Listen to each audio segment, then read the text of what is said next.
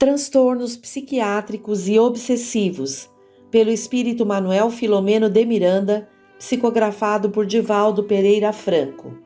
19. Criminosa trama oculta. Uma sociedade espírita que permanece fiel aos postulados da codificação é uma colmeia de bênçãos de valor incalculável, em razão dos benefícios que esparze em nome do amor.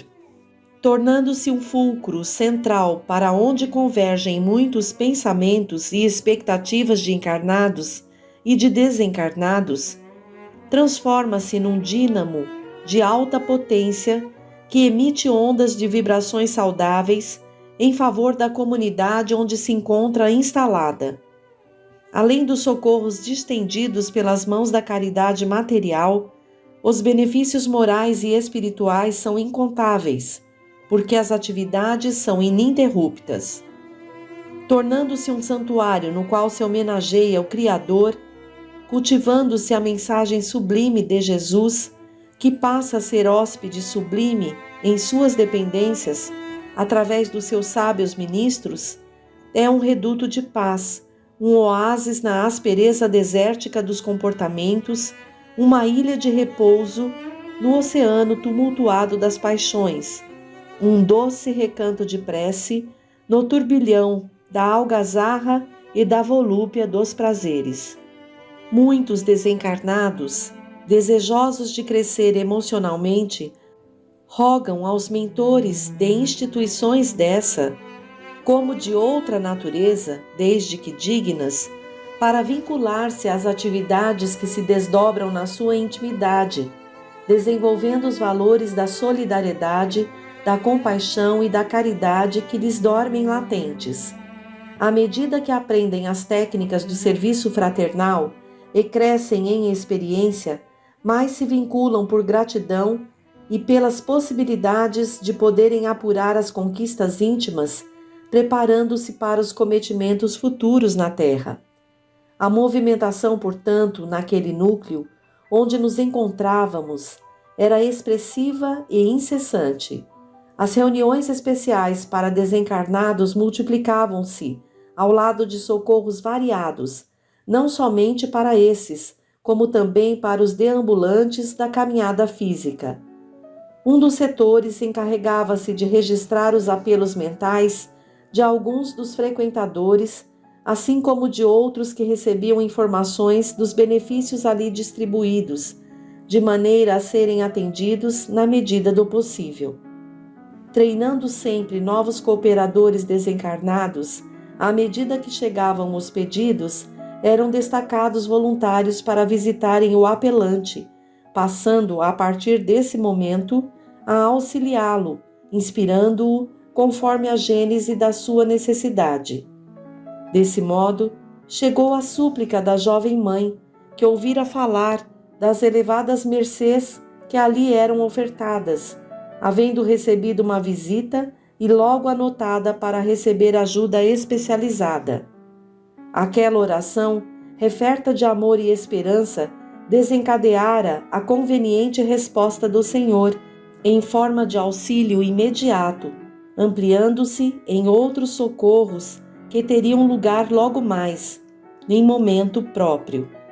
Observando o semblante de alguns dos participantes da reunião de estudos, quando fomos participar da entrevista da irmã inquieta, ao retornar, verificamos as transformações que se lhes operam em decorrência das reflexões e dos pensamentos que lhes facultaram o entendimento das razões desencadeadoras dos sofrimentos, ao tempo em que o aceno da esperança de melhores dias, sem utopismo nem veleidades, ensejava-lhes real alegria de viver e forças para enfrentar as ocorrências do cotidiano. Já passava da meia-noite, quando o irmão Felipe informou-nos do labor mediúnico então programado.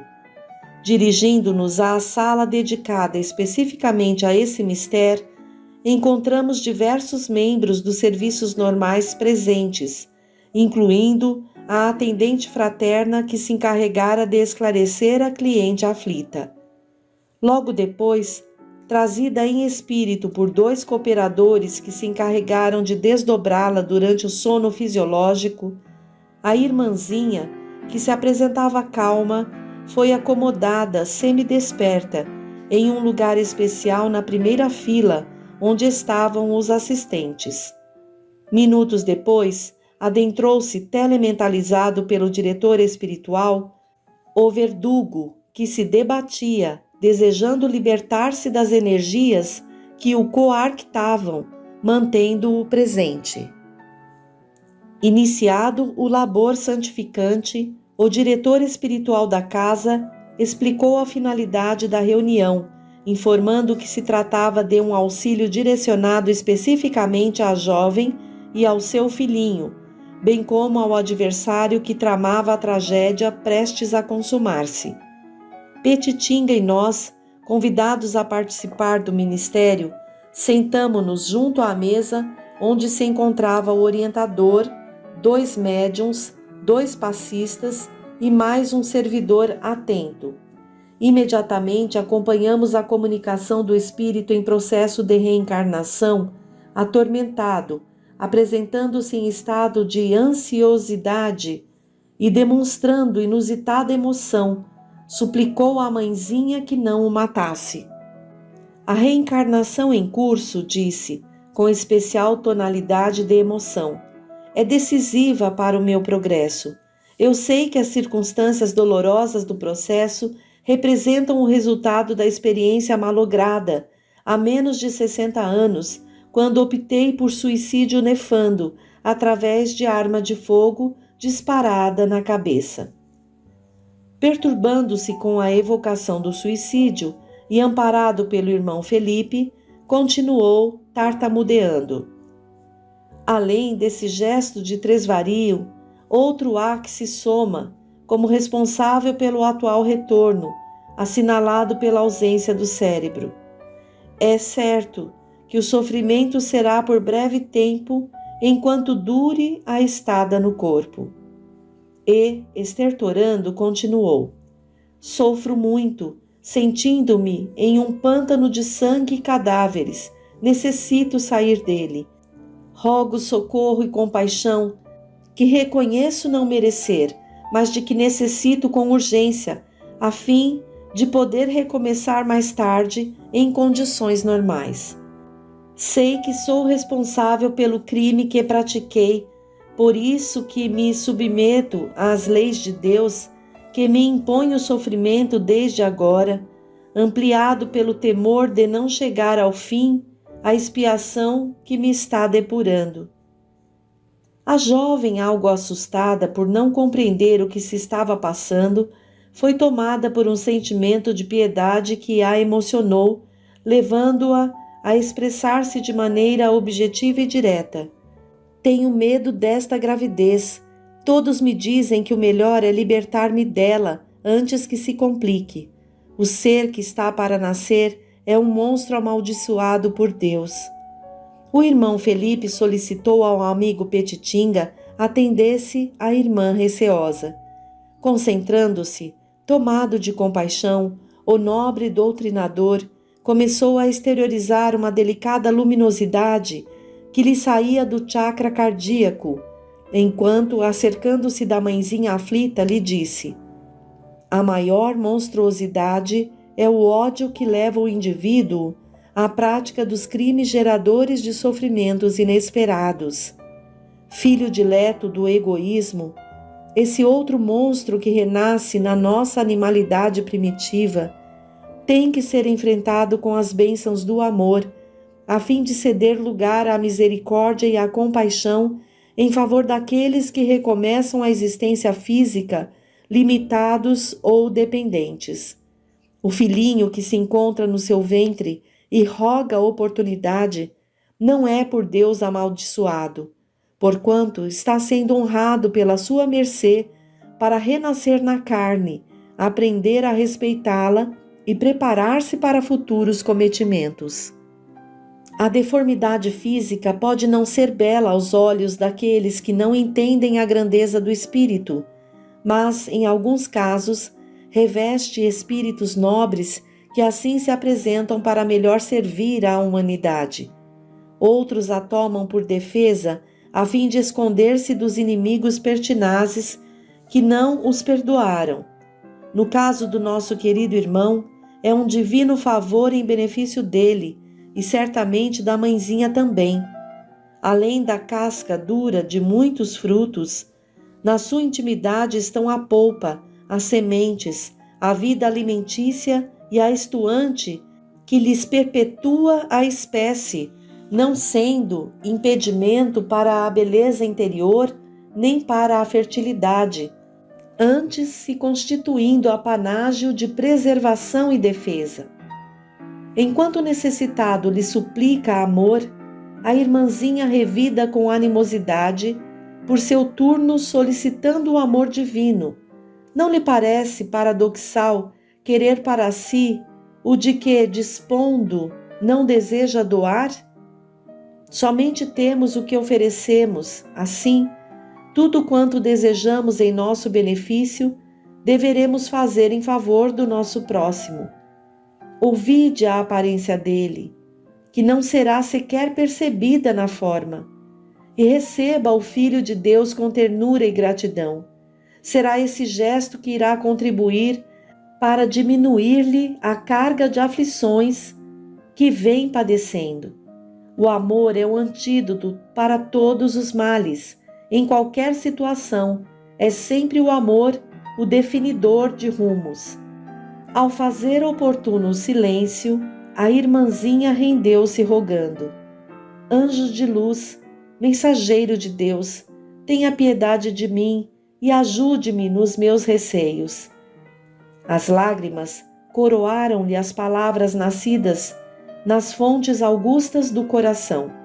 O amoroso amigo, igualmente comovido, retrucou-lhe: Sou somente seu irmão, mais amadurecido nas experiências do sofrimento, mensageiro de Deus, como também você o é, nesse momento incumbido de falar-lhe ao coração dorido, mas rico de belezas não exploradas e de amor não vivenciado.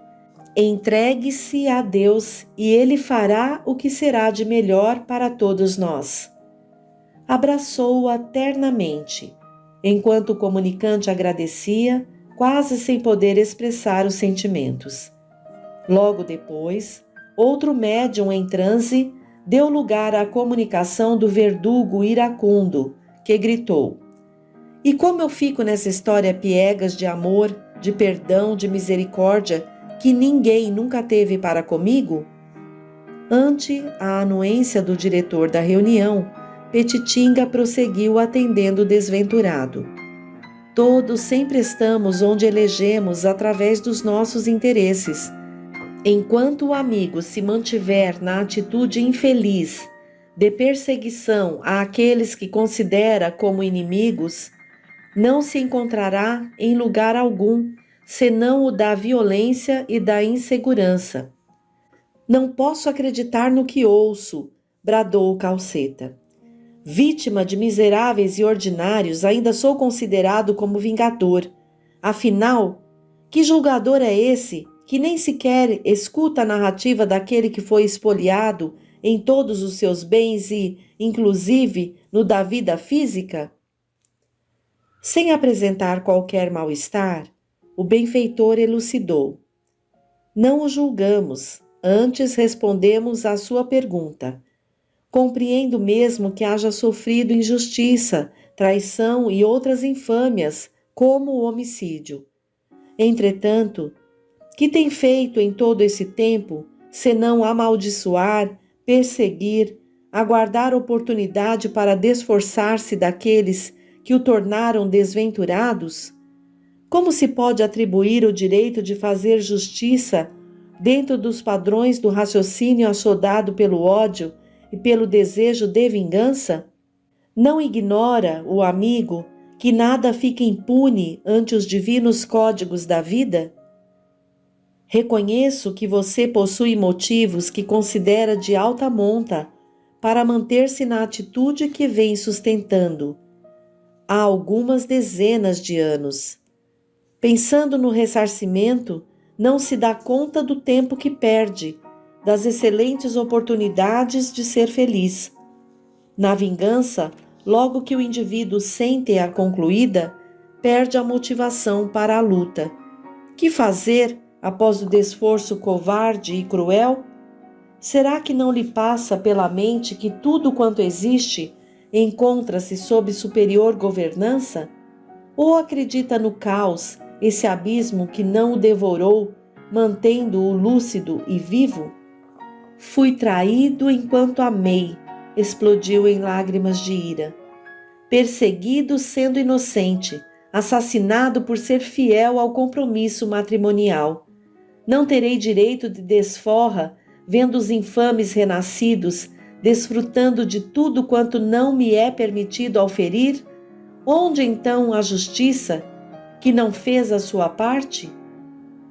Pacientemente, Petitinga esclareceu-o.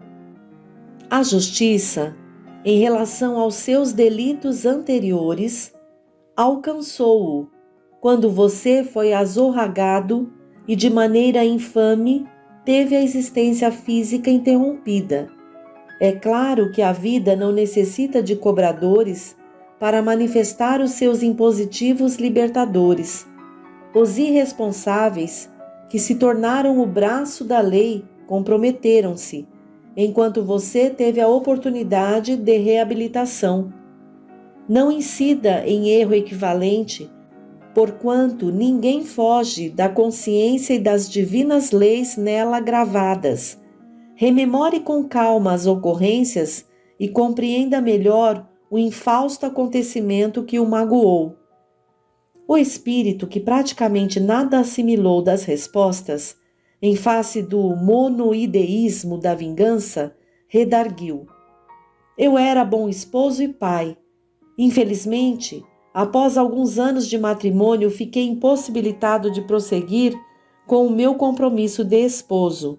E a desleal, em vez de amparar-me com afeto, doando-me fidelidade, eu que lhe concedia tudo, uniu-se ao depravado que agora se apresenta na condição de filho desventurado, levando-me à loucura.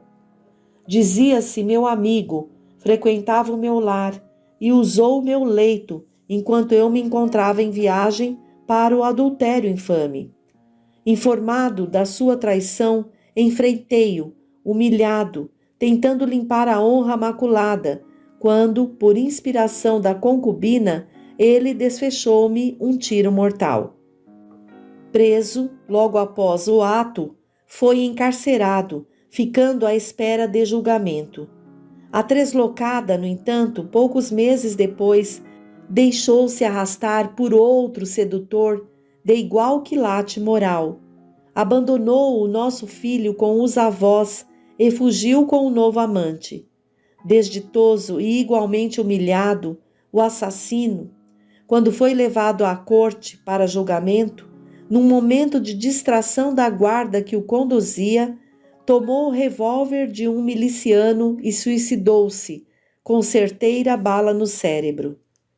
Não tenho razões múltiplas para odiar a traidora e criminosa vulgar, que somente encontrei muitos anos depois vestida em novo corpo. Que lhe sucede? Reencontra o filho e o aceita como amante, mantendo o vício de antes, dá acesso ao homicida suicida para que renasça, e a mim me cabe, senão aproveitar as circunstâncias e vingar-me de todos? Abandonada por aquele a quem antes desprezara, desejo também que experimente a morte durante o processo abortivo do monstro. À medida que narrava a tragédia, compreendíamos melhor a trama infeliz, que tinha raízes em comportamentos levianos, se não cruéis, no passado. Tudo se ajustava ao programa de reparação, no qual o amor teria um papel fundamental. Os tecidos dos sentimentos estavam esgarçados, se não rasgados, pela insensatez de conduta dos seus responsáveis. No entanto, a divindade estabelecera o método restabelecedor de fácil aplicação. Petitinga, anuindo em parte, com os esclarecimentos, prosseguiu. A sua narração explica-nos o que lhe sucedeu, do seu ponto de vista. É compreensível que você não seja responsável pela impossibilidade de dar prosseguimento à união no tálamo conjugal naquela oportunidade. O impedimento deveria ter-lhe constituído motivo para a sublimação das energias genésicas e, nessa questão, a esposa poderia ampliar o sentimento do amor, transformando-o em fraternidade, em companheirismo, em amizade superior, especialmente considerando o filhinho necessitado de família. Moralmente debilitada, procurou egoisticamente, com despudor, o prazer vil através do ato indecoroso da traição. Não lhe cabia, dentro da dignidade em que você se diz apoiar, buscar o companheiro desleal para explicações. Antes deveria afastar-se dos infelizes, deixando-os por conta de si mesmos. Firmado em conceitos materialistas de honra e de valor, expôs-se ao vândalo que já desejava eliminá-lo, para senhorear-se dos bens que ficariam para a concubina, a quem por certo não amava, mas ao lado de quem os desfrutaria, facultando-lhe a oportunidade de afastá-lo do caminho, sob pretexto de que fora desacatada e ameaçada. A divindade estabeleceu códigos de harmonia que trabalham pela justiça e pela ordem, ensejando o recomeço de todos aqueles que se encontram comprometidos no mesmo drama, a fim de que se recuperem. Abandonada atualmente pelo genitor do filhinho necessitado, você não se poderá comprometer, interrompendo-lhe a existência breve e necessária à reparação do autocídio, bem como do homicídio execrando. A expiação a que está sendo submetido é-lhe de valor incalculável. A sua perseguição, transformada em crime de morte, inspirando-a a matá-lo, pensando também em matá-la, por alguma consequência do abortamento, somente irá complicar-lhe o futuro. Esta é a sua oportunidade de fazer algo que muito gostaria que lhe tivessem feito esses infelizes anteriormente. Conceder-lhes o direito, que certamente não merecem por enquanto, de resgatarem o mal conforme as deliberações superiores. Ante o silêncio do sofredor, adio generoso. Aproveite este momento para iniciar uma nova página da sua vida, renovando-se para o bem e começando a propiciá-lo a quem o necessita, igualmente a si mesmo. Quem de nós que se encontra em condição de dispensá-lo? O círculo vicioso do mal é sempre rompido por expiações terríveis. Considere a condição do seu algoz próximo ao renascimento, as circunstâncias que o excruciam, e pense na possibilidade de algo parecido que se prolongue por largo período de reparação. Certamente, optará pela felicidade que lhe está ao alcance, apenas mudando de atitude mental e buscando a renovação interior. E que lhes acontecerá, especialmente à execrável agente de todos os males que nos vitimaram? Indagou magoado. Deus a tudo provê, respondeu o psicoterapeuta espiritual, sem atender aos nossos caprichos de vingança. O certo é que ninguém fica impune após qualquer crime cometido, embora nem sequer se dê conta daquilo que lhe está ocorrendo. A sua preocupação inicial deve ser com a conquista da própria paz que precisa alcançar, desfrutando da oportunidade ditosa no grande lar, aprendendo para servir e crescendo moralmente para conseguir o bem-estar pleno. Nesse momento, o mentor aproximou-se do comunicante e aplicou-lhe vigorosas energias de encorajamento e de ternura que passaram a ser assimiladas, funcionando como suave entorpecente que o confortou. Não sei o que dizer, confessou. Sinto-me confuso e parece que irei perder o raciocínio, subjugado por um sono dominador. Pois durma, meu irmão, confortou o Petitinga, e durante esse sono de paz, que lhe tem feito muita falta, você recuperará a lucidez espiritual, compreenderá as bênçãos da vida, sentirá coragem para oferecer o perdão e avançar no rumo da grande luz. Enquanto o espírito adormecia, assistentes espirituais do trabalho removeram-no do médium e colocaram-no em maca especial para posterior transferência para local específico para a convalescença. O espírito reencarnante que ouvira a comunicação chorava convulsivamente, exteriorizando o arrependimento que o dominava, embora não tivesse lucidez para penetrar no diálogo elucidativo, o que não era importante.